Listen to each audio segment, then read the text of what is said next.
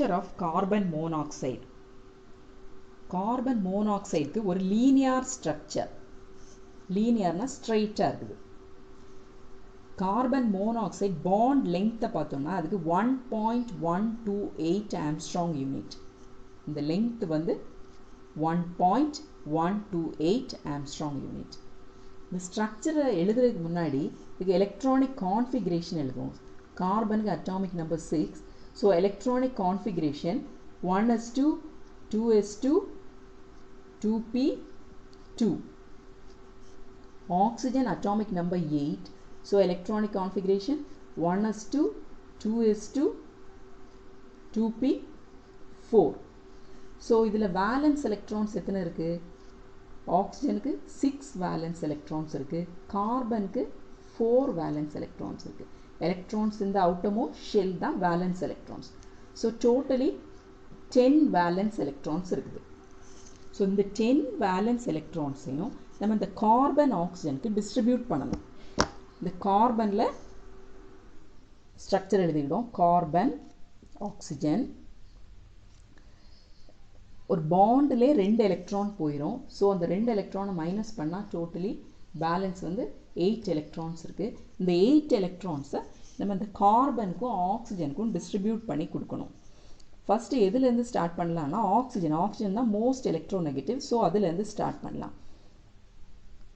1 2 3 4 5 6 electrons distribute பண்ணியாச்சு. Balance 2 electrons இருக்குது.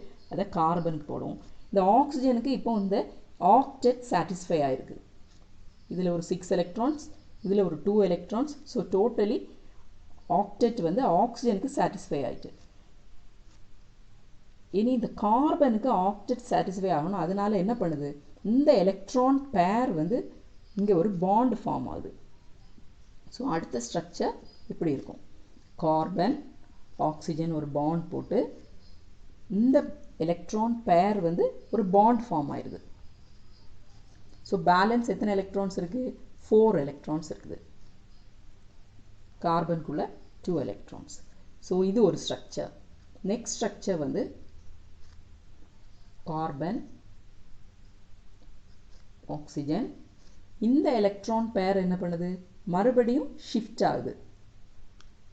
கார்பனுக்கு octet satisfy ஆகிறதுக்காக வேண்டி இந்த எலக்ட்ரான் வந்து ஷிஃப்ட் ஆகுது. ஸோ டோட்டலி இங்கே 3 பாண்ட்ஸ் ஃபார்ம் ஆகிட்டு. பேலன்ஸ் ஆக்சிஜனுக்கு ஒரு 2 எலக்ட்ரான், கார்பனுக்கு 2 எலக்ட்ரான். இதான் வந்து கார்பன் மோனாக்சைடுக்கு ஸ்ட்ரக்சர். இது வந்து ரெசனன்ஸ் ஸ்ட்ரக்சர்னு சொல்லுவாங்க. ரெசனன்ஸ் ஸ்ட்ரக்சர் ஆர் இன்னொரு பேர் ரெசனன்ஸ் ஹைப்ரிட்.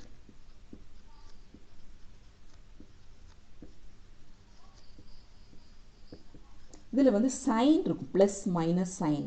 இந்த சைன் வந்து எப்படி போடணும்? ஃபார்மல் சார்ஜஸ் கால்குலேட் பண்ணி போடணும். ஆனால் ஈஸியாக உங்களுக்கு போடுறதுக்கு என்ன மெத்தட்னா, இந்த கார்பனுக்கு அவுட்டர்மோஸ்ட் ஷெல்லில் 4 வேலன்ஸ் எலக்ட்ரான்ஸ் இருக்குது. ஸோ இப்போ இதில் இந்த கார்பனுக்கு எத்தனை இருக்குது? 1 2. இதில் ஒரு எலக்ட்ரான் இருக்குது. ஸோ டோட்டலி 3 எலக்ட்ரான்ஸ் இருக்குது. இன்னும் ஒன்று கம்மியாக இருக்குது. அதனால் நம்ம என்ன பண்ணிடுவோம்? ப்ளஸ் போடலாம். இதில் வந்து ஆக்சிஜனுக்கு 1 2 3 4 5 6. இதில் ஒன்று 7 இருக்குது, அதிகமாக இருக்குது. அதனால சார்ஜ் மைனஸ்ன்னு போட்டுருவோம். இந்த ஸ்ட்ரக்சரை பார்த்தோம்னா இதில் கார்பனுக்கு எத்தனை? 2 வேலன்ஸ் எலக்ட்ரான்ஸ் இருக்குது. 2 எலக்ட்ரான் 1 2. இதில் ஒன்று டோட்டலி 5 இருக்குது, கொஞ்சம் அதிகமாக இருக்குது. அதனால மைனஸ். இதில் வந்து 3 4 5 கம்மியாக இருக்குது. அதனால நம்ம என்ன போடுவோம்? ப்ளஸ் சார்ஜ் போடுவோம். இதுதான் இதோட ஸ்ட்ரக்சர். இதில் வந்து 3 pairs of electrons. இது வந்து shared between carbon and oxygen. 3 electron pair carbon ஆக்சிஜனுக்கு நடுவில் ஷேர் பண்ணுது. இதுதான் இந்த structure of carbon monoxide. Structure of carbon dioxide. இந்த கார்பன் டை ஆக்சைடுக்கு ஒரு லீனியர் ஸ்ட்ரக்சர். லீனியர்னா ஸ்ட்ரைட்டாக இருக்குது. இதில் கார்பன் ஆக்சிஜன் பாண்ட் லெங்க்த்து ஈக்குவலாக இருக்குது. கார்பனுக்கும் ஆக்சிஜனுக்கும், இந்த கார்பனுக்கும் ஆக்சிஜனுக்கும் இந்த பாண்ட் லெங்க்த் வந்து ஈக்குவலாக இருக்குது. இதில் வந்து 2 sigma bond and 2 by bond இருக்குது. கீழே இருக்குது சிக்மா பாண்ட், 2 சிக்மா பாண்டு. மேலே இருக்குது 2 pi bond. 3 center 4 electron bond. அப்படின்னா என்னென்னா 3 oxygen carbon oxygen, 3 center 4 electron. இந்த மேலே உள்ள பாண்டில் 2 எலக்ட்ரான்ஸ். ஸோ டோட்டலி 4 எலக்ட்ரான்ஸ் இருக்குது மேலே. ஸோ அதுதான் பை பாண்ட். ஸோ இப்போ இந்த ஸ்ட்ரக்சரில் இந்த சென்டரில் உள்ள ஸ்ட்ரக்சர் தான் ஸ்டேபிள் ஸ்ட்ரக்சர். ஸோ அது எப்படி எழுதலான்னு பார்க்கலாம். இந்த ஆக்சிஜனுக்கு 2 electron, so totally 4 electrons, 2 lone pair of electrons ஆக்சிஜனுக்கு. அப்போ நெக்ஸ்ட் ஸ்ட்ரக்சர் எப்படி வருதுன்னா, இந்த எலக்ட்ரான் வந்து இங்கே ஷிஃப்ட் ஆகுது, இந்த பாண்டு இங்கே ஷிஃப்ட் ஆகுது. ஸோ நம்ம ஸ்ட்ரக்சர் எப்படி வருதுன்னா,